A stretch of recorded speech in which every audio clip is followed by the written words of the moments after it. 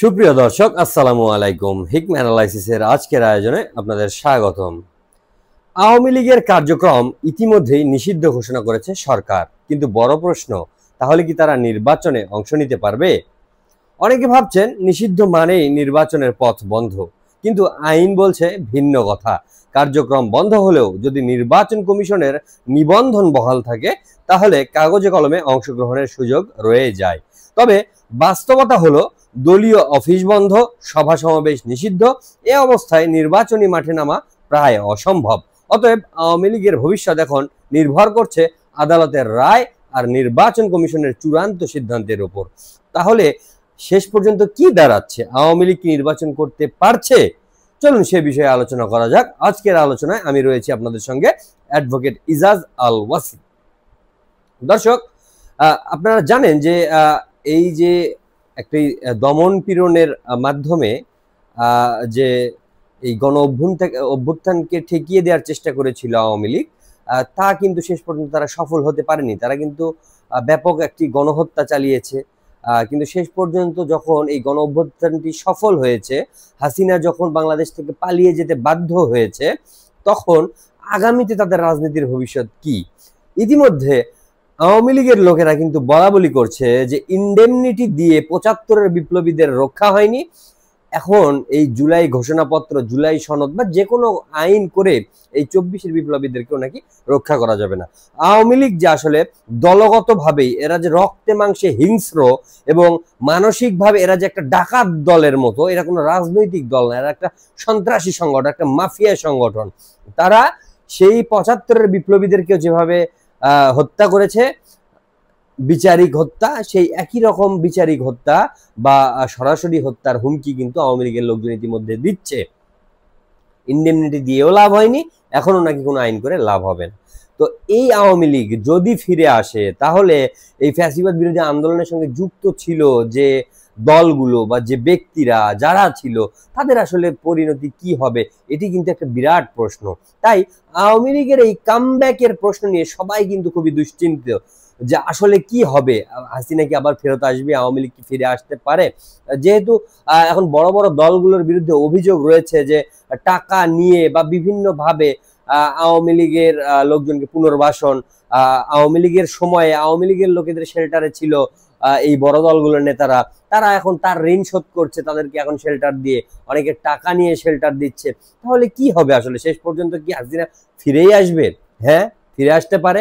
যদি হাসিনা আর এই যে আগামী যে নির্বাচন, সেই নির্বাচনে যদি আওয়ামী লীগের নিবন্ধন যদি বহাল থাকে, আওয়ামী লীগ যদি নির্বাচনে অংশগ্রহণ করতে পারে, নির্বাচনে অংশগ্রহণ করে যদি তারা বিজয়ী হয়, তাহলে হাসিনা দেশে ফিরে আসলেও আসতে পারে। তাহলে এখন বিষয়টি দাঁড়াচ্ছে কি, যে নিবন্ধনের উপরে ডিপেন্ড করছে। তাহলে নিবন্ধনের আসলে এখন কি অবস্থা? আপনারা জানেন যে স্বরাষ্ট্র মন্ত্রণালয় ইতিমধ্যে কিন্তু একটি ঘোষণার মাধ্যমে আওয়ামী লীগের সকল কার্যক্রমকে নিষিদ্ধ করেছে। সকল কার্যক্রম, সভা সমাবেশ, আওয়ামী লীগ এবং এর যে অঙ্গ সংগঠনগুলো আছে সবগুলোকে কিন্তু এভাবে কার্যক্রম নিষিদ্ধ করা হয়েছে। কার্যক্রম নিষিদ্ধ করা হলো, কিন্তু আওয়ামী লীগকে নিষিদ্ধ করা হয়নি। আওয়ামী লীগের নিবন্ধন কিন্তু বাতিল করা হয়নি। আইনগতভাবে যদি কোনো দলের, রাজনৈতিক দলের যদি নিবন্ধন থাকে, তাহলে কিন্তু তারা নির্বাচনে অংশগ্রহণ করতে পারবে। এখন আইন কি বলে, তাদের বিরুদ্ধে হত্যা ইত্যাদি অভিযোগের কারণে তারা হয়তো মাঠে আসতে পারছে না, দলীয় অফিস হয়তো বন্ধ, সভা সমাবেশ নিষিদ্ধ, কিন্তু ব্যালটে কিন্তু তাদের মার্কা থেকে যাবে। তারা কিন্তু নির্বাচনে অংশগ্রহণ করতে পারবে যদি তাদের নিবন্ধন থাকে। এখন নিবন্ধনের বিষয়টা কি হয়ে আছে? নিবন্ধনও কিন্তু আপাতত স্থগিত হয়ে আছে। কোন আইনে নিবন্ধনটাকে স্থগিত করা হয়েছে সেটি কিন্তু ক্ল্যারিফাই করেনি নির্বাচন কমিশন। কিন্তু সাংবাদিকরা তখন এটি নিয়ে প্রশ্ন করেছিল, কিন্তু আপাতত স্থগিত হয়ে আছে। বিষয়টি এখন বিচারের উপর ঝুলে আছে। বিচার শেষ না হওয়া পর্যন্ত কার্যক্রম স্থগিত হয়ে আছে, মানে স্থায়ীভাবে নিষিদ্ধ হয়নি। যদি বিচারে সাব্যস্ত হয় যে আওয়ামী লীগ অপরাধী, হ্যাঁ আওয়ামী লীগ অপরাধী, এটা আমরা সবাই জানি, সবাই দেখেছে, তারা গণহত্যার সঙ্গে জড়িত, কিন্তু আইনগত কিছু কিছু বিষয় আছে, যে আইনের যে প্রসিজার, সেই প্রসিজারের মাধ্যমে যে প্রমাণ হতে হবে যে তারা অপরাধী। আওয়ামী লীগ এই বিচারিক যে প্রক্রিয়া, সেই প্রক্রিয়ার মাধ্যমে যখন আওয়ামী লীগ গণহত্যাকারী হিসেবে যখন প্রতিষ্ঠিত হবে, তাদের যখন শাস্তি হবে, তখন তার পাশাপাশি গণহত্যাকারী সংগঠন হিসেবে আওয়ামী লীগ সংগঠনটিকেও নিষিদ্ধ করা হতে পারে। তো আমাদের এখন আসলে সে পর্যন্ত অপেক্ষা করতে হবে, এছাড়া আসলে আমাদের বিশেষ কিছুই করার নেই। ওই বিচার পর্যন্ত আমরা বিচার ছাড়া চাইলে কিন্তু স্বৈরাচার স্টাইলে আমরা চাইলে নিষিদ্ধ করে দিতে পারি, কিন্তু তখন কিন্তু এটা একটা প্রশ্নবিদ্ধ হয়ে থাকবে। পরবর্তীতে বহির্বিশ্বের চাপ আসতে পারে, বা এই আওয়ামী লীগেরাও বিভিন্নভাবে এই কথা তুলবে যে আমাদেরকে শক্তি প্রয়োগ করে জোর করে আইনের অবমাননা করে, আইন অমান্য করে নিষিদ্ধ করা হয়েছে। তো সেটা যেন না হয়, সেই আইনের ফাঁক ফোকর যেন না থাকে, সে কারণেই মূলত আইনের ফাঁক ফোকরগুলো বন্ধ করার জন্য এই যে আইনগত প্রসেসের মাধ্যমে যাওয়া হচ্ছে, যে বিচারিক রায় যেটি হবে তারপরে আওয়ামী লীগকে স্থায়ীভাবে নিষিদ্ধ করা হবে। তাহলে কি আওয়ামী লীগের ফিরে আসার কোনো সুযোগ নেই? হ্যাঁ, একটি সুযোগ আছে, সেটি হলো কি বৈদেশিক চাপ। আপনারা জানেন যে বাংলাদেশের রাজনীতির উপরে কিন্তু সবসময় বিদেশি দেশগুলোর কিন্তু একটা প্রভাব থাকে, তাদের যে প্রভুত্ব সুলভ আচরণ তারা কিন্তু সবসময় বাংলাদেশের উপরে চাপিয়ে দেওয়ার চেষ্টা করে। তো আওয়ামী লীগ যদি কোনোভাবে এই বিদেশি শক্তিগুলোকে যদি কনভিন্স করতে পারে রাজনীতিতে ফিরে আসার ব্যাপারে, তাহলে বর্তমান যে সরকার রয়েছে তার উপরে যদি চাপ প্রয়োগ করে এই বিদেশি রাষ্ট্রগুলো, যারা দাতা রাষ্ট্র বা যারা বিশ্বের যারা মোড়ল, তারা যদি চাপ প্রয়োগ করে, তখন কিন্তু সরকার বাধ্য হবে আওয়ামী লীগকে রাজনীতিতে ফিরিয়ে আনতে। তখন সেই আইনগত প্রসেস বা যে কোনো ভাবেই তারা কিন্তু একটা ফিরে আসার সম্ভাবনা থেকে যায়। কিন্তু আসলে কি তা সম্ভব? আমার মনে হয় না সম্ভব।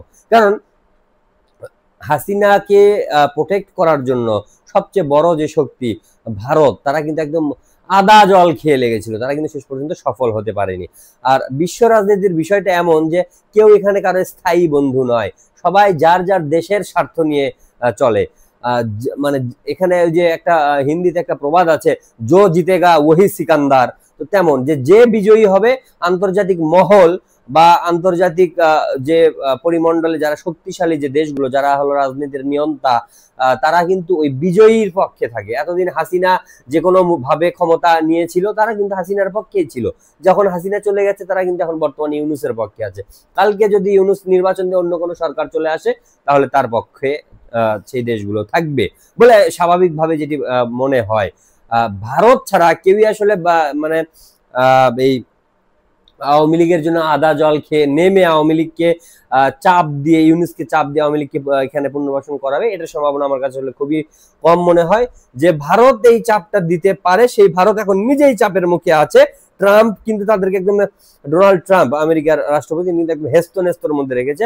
পাকিস্তানকে কিন্তু তারা একদম কাছে টেনে নিয়েছে, পক্ষান্তরে ভারতের উপর 50% শুল্ক আরোপ করে তাদেরকে কিন্তু একদম নাস্তানাবুদ করে দিয়েছে।